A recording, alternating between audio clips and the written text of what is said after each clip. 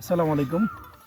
নিজের লাগানো গাছের সতেজ সবজি তোলার স্বাদই আলাদা বা মজাই আলাদা। আমার লাগানো কয়েকটি ধুন্দুল গাছ থেকে আজকে আমি মোটামুটি হারভেস্ট করতে চেষ্টা করছি। বিসমিল্লাহির রহমানির রহিম। এটা আমার গাছের লাগানো ধুন্দুল।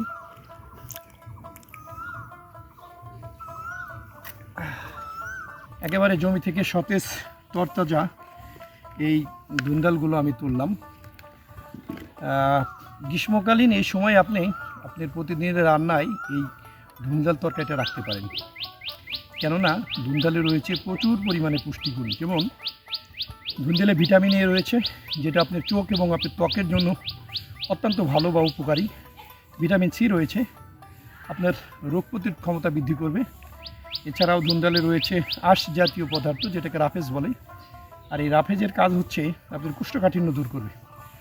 এছাড়াও যারা এই গ্রীষ্মকালীন সময়ে এই ধুন্দুল সবজিটা আপনার পানি স্বল্পতার হাত থেকে আপনাকে রক্ষা করবে।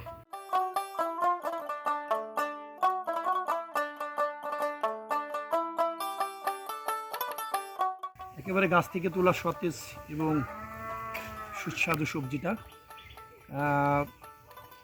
যারা বাগান করতে ইচ্ছুক, এরকম দু একটা মাদায় এই ধুন্দুল চাষ আপনারা করে দেখতে পারেন। একেবারে অল্প যত্নে আপনি এমন তরতাজা এবং সজীব এই ধুন্দুল পাবেন।